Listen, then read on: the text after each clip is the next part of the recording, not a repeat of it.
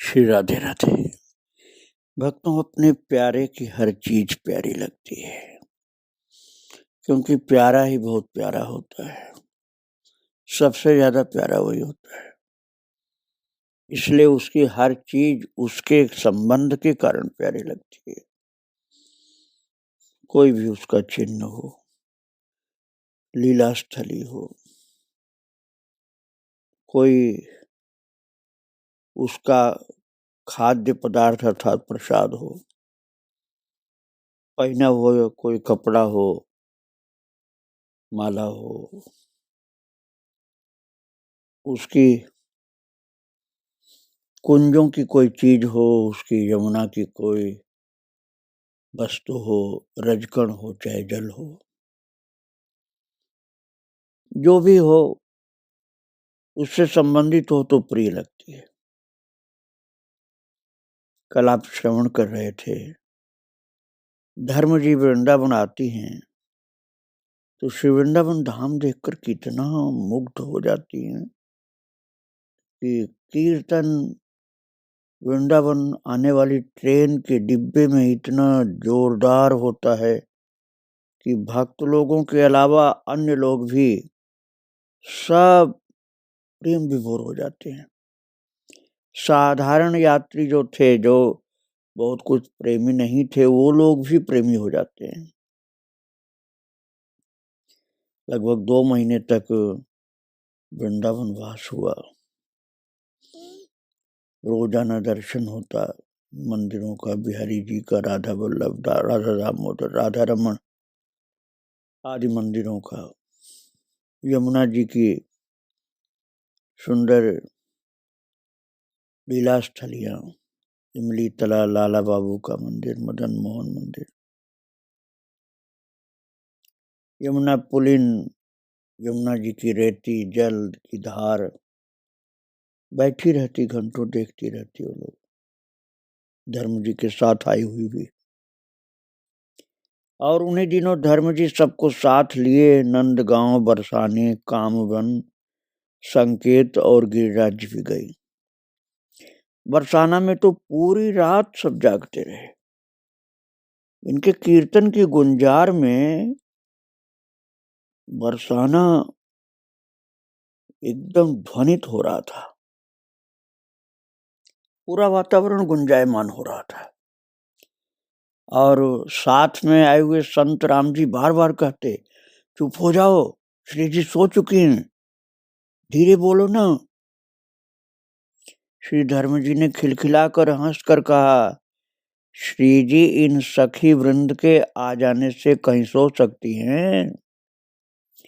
अवश्य उनकी हास परिहास युक्त इस सरस चर्चा में रत पास से ही, बहुत पास से उन्हें अवलोक रही होंगी।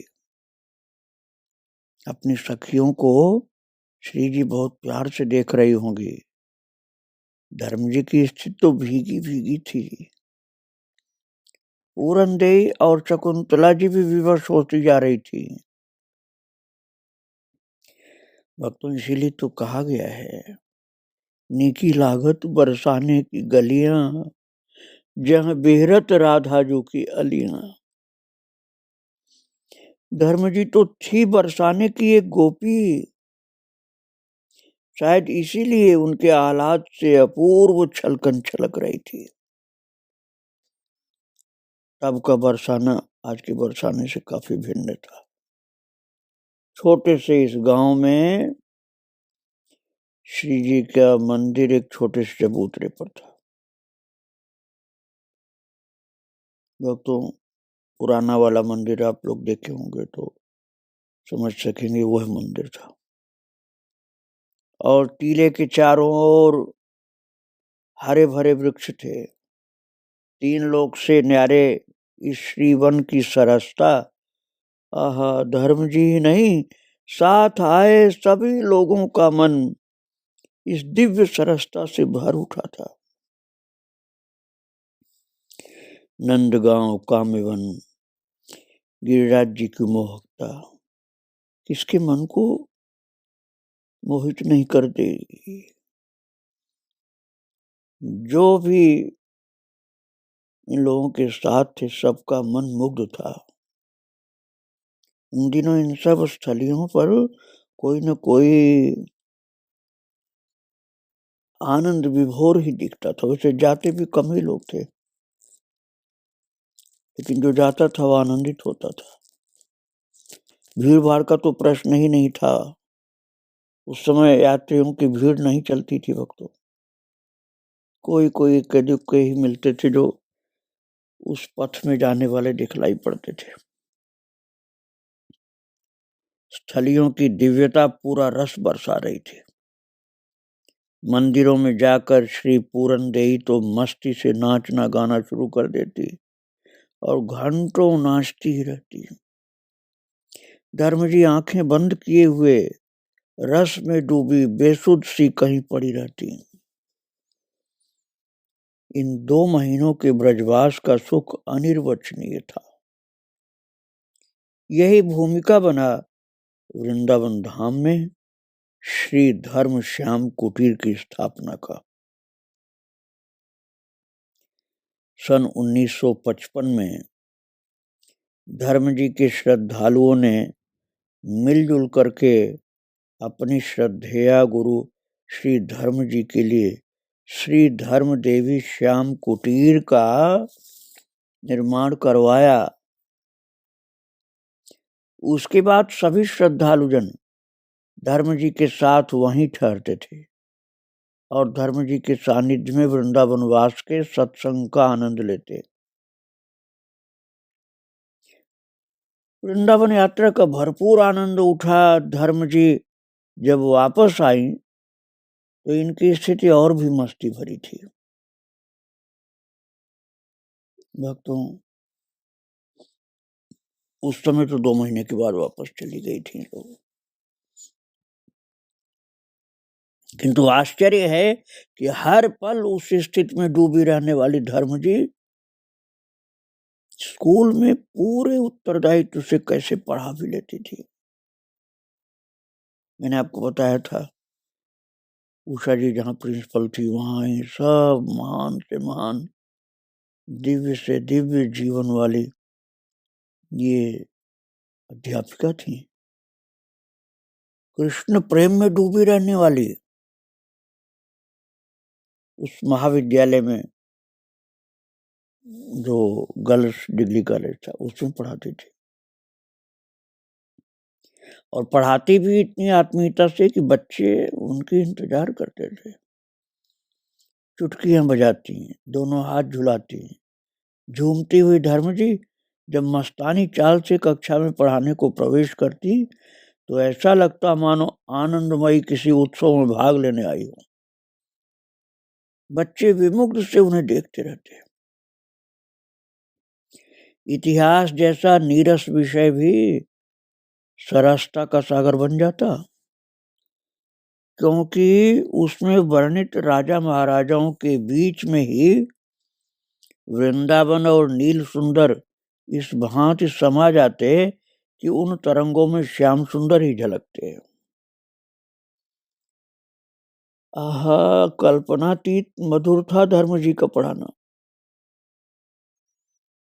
ऐसे प्रेम में डूबी हुई पढ़ाती थी। अपने गुणों के कारण उषा जी को बहुत प्रिय लगती थी और महाराज 2 पीरियड के बीच में कथा उनकी ऐसी चलती थी। तो जैसे कक्षा का परिवर्तन होता था ना, तो थोड़ा सा समय जो मिल जाता था बस उसी में सरस चर्चा इनकी चालू हो जाती है और खिलखिलाती हंसी की बौछार करती हुई निकल जाती है और पूरा प्रांगण कितनी ही देर उनकी हंसी से गुंजायमान झंकृत हो जाता है। दिन रात श्याम चर्चा, श्याम तन श्याम मन, श्याम ही हमारो धन, बिल्कुल उसी में डूबी रहती थी। सुबह कीर्तन के बाद जो है प्रभु दीवानी मंडली हरिचर्चा को बैठती, जिनमें मुख्यतः श्री उषा जी के साथ धर्म जी, सुशीला जी, विमला जी, पुष्पा ग्रोवर बहन जी ये सब थी। स्कूल जाने के समय तक किसी को होश ही नहीं रहता था। सब प्रेम के ही दिव्य एक अलग परिवेश में डूबी रहती थी। कब और कैसे शरीर के बाकी सब जरूरी काम पूरे होते थे ये भी पता नहीं। यहाँ तक कि महाराज कंघी करने को तो अक्सर ही समय ही नहीं मिलता। धर्म जी के वैसे भी केस इतने सघन और लंबे थे कि वे उनको इतना समय ही नहीं दे पाती थी। बस दोनों हाथ पानी से गीले करके सिर पर फेर करके बालों को थोड़ा सा व्यवस्थित कर लेती और ठीक समय पर स्कूल पहुंच जाती। दिन में तो ठाकुर चर्चा में पूरी संलग्नता में बीतता ही था। रात्रि भर भी उन्हीं का चिंतन होता रहता। और महाराज तो मैंने आपको बताया था पहले, दिव्य प्राकट्य हुआ था भगवान के सखा का। उन सखा जी द्वारा प्रदत्त लीला दिन में कितनी बार पढ़ी जा चुकी होती थी। रात्रि की नीरवता में उसके एक एक शब्द का रसमय आस्वादन व चिंतन चलता। उन आंखों में नींद कहाँ, जिन नयनन श्याम समाये हूं।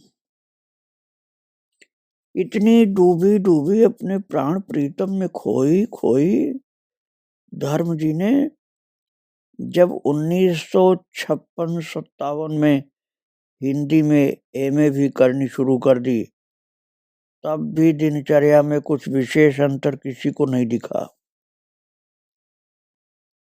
अपनी स्थिति में मत रहती। स्कूल के सभी कर्तव्य पूरे करते हुए भी एमए की परीक्षा इतने अच्छे अंकों से उत्तीर्ण कर लेने पर सबको आश्चर्य हो गया कि कितना तो एक कृष्ण प्रेम में डूबी रहती, कैसे इन्होंने परीक्षा दी। निस्संदेह उनकी कुशाग्र बुद्धि और ग्रहण करने की अद्वितीय शक्ति ने जगत के सामने कर्तव्यों को पूरा करते हुए प्रभु प्रेम में पगे रहने का एक आदर्श स्थापित किया था। पर जिंदगी की हर परिस्थिति में उनकी प्राथमिकता श्री कृष्ण चिंतन ही था। श्री कृष्ण चिंतन ही मुख्य था उनके जीवन का। 1957 के मध्य की बात है। जिनको भाभी कहती थी वो भाभी पूरनदेही और विमला बहन जी को कुछ आवश्यक कार्य से दिल्ली जाना पड़ा। धर्म जी अकेली रह गई। खाना बनाने की रुचि नहीं थी, न सुध ही रहती और फिर समय ही कहाँ था। ऐसे में विमला कपूर ने अपने भाग्य को सराहा। पावस ऋतु की अनूठी मस्ती भरी रिमझिम हो रही थी।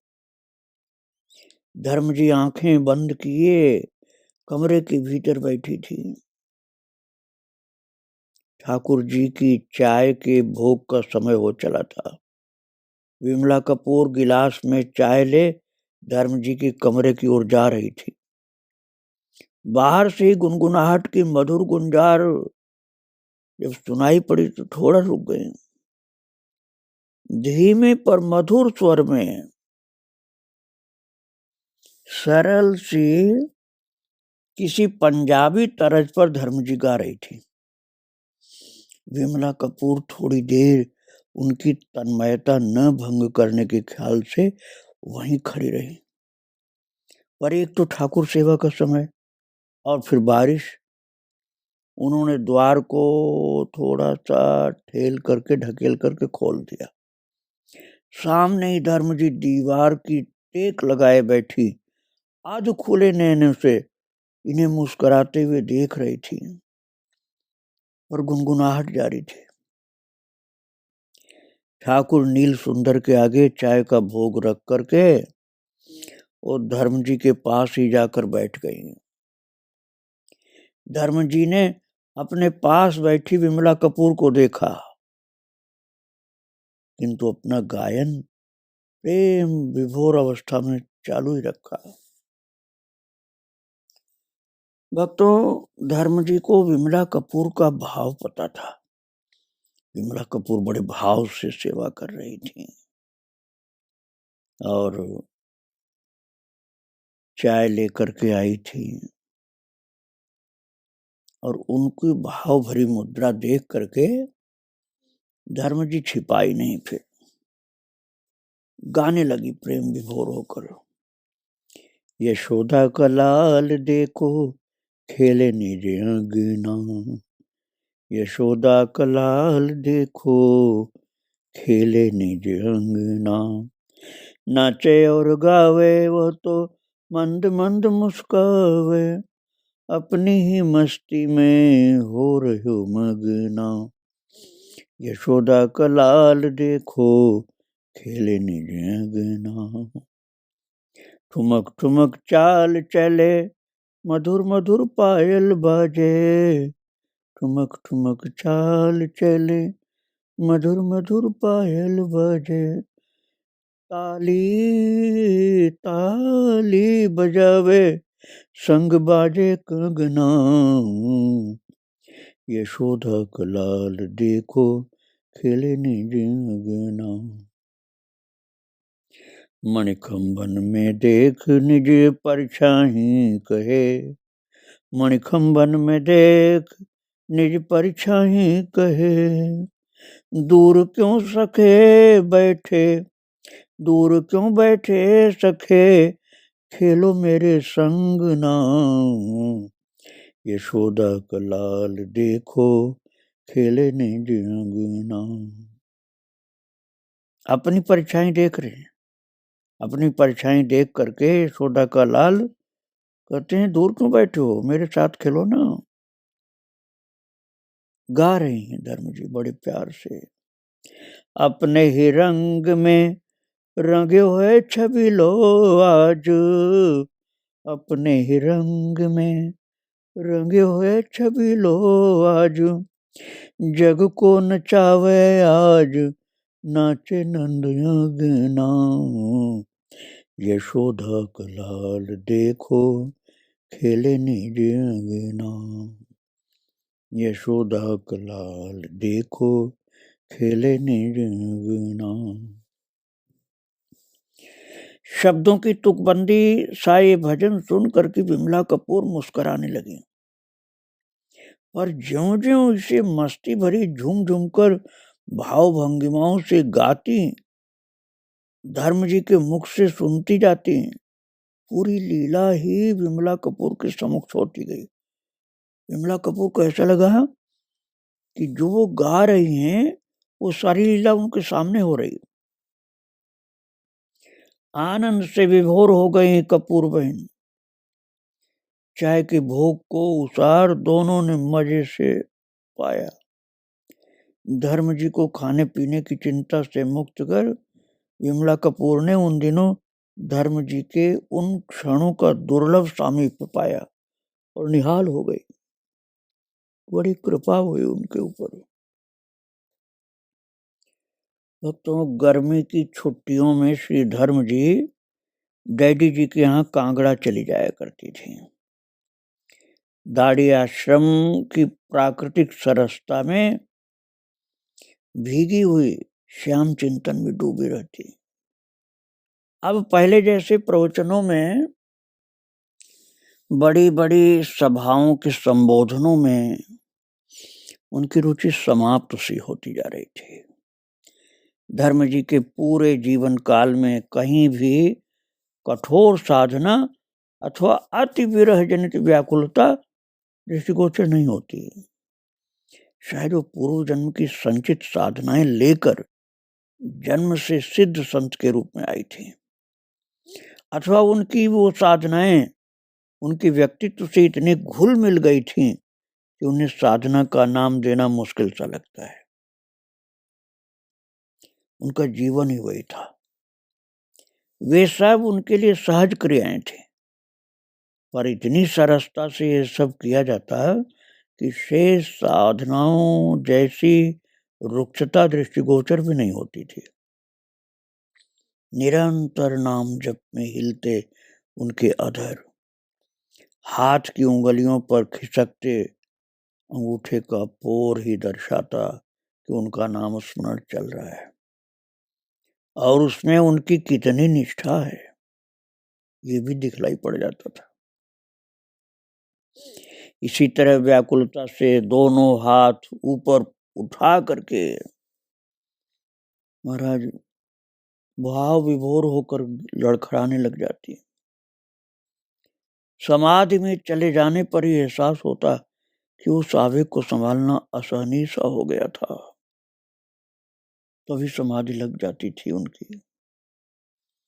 धर्म जी की उच्च स्थिति से उषा जी भली भांत परिचित हो गई थी। मैं आपको सुना चुका हूं कि धर्म जी तो 3 वर्ष की थी तभी समाधि लग जाती थी। अब बहुत संभालती थी अपने को लेकिन फिर भी नहीं बचा पाती थी, समाधिस्थ हो जाती थी। धर्म जी के रग रग में कृष्ण नाम कुछ इस तरह से बसा हुआ था कि अधरों से सहज ही गुनगुनाहट बनकर के प्रस्फुटित होता रहता था। उनके अंदर का आह्लाद स्वतः उनकी मुख की आभा बनकर छलक पड़ता। चेहरा उनका एकदम ऐसा आनंदित दिखलाई पड़ता, लाल, कि देखने वाले को जैसे बहुत प्रेम का प्रसाद प्राप्त हो जाता था। प्रयास करने पर भी वो उसका संवरण नहीं कर पाती थी, छलक पड़ता था आनंद उनके चेहरे पर। सत्य बात तो ये थी कि प्याला सिर्फ भरा ही नहीं था, उसमें निरंतर भावमय आलोडन होता रहता था प्रेम का आलोडन, भाव का आलोडन, जिससे वह छलकन अवश्यंभावी हो जाती थी। भक्तों, श्री उषा जी एक दिन सुशीला जी को साथ लेकर भरी दोपहरी में धर्म जी के घर की ओर चल दी। खिड़की से जो अंदर झांका तो दोनों एक सुखद आश्चर्य में डूब गईं। कक्ष के अंदर दीवाल से टेक लगाए उनकी वो प्रिय सखी भाव समाधि में डूबी हुई थी, पागल की सी दशा दिखती थी। अश्रुपूरित नयन पूर्णतया मुदे हुए थे और कपोलों पर से बहती हुई प्रेम रस धारा उनके उर को भिगो रही थी।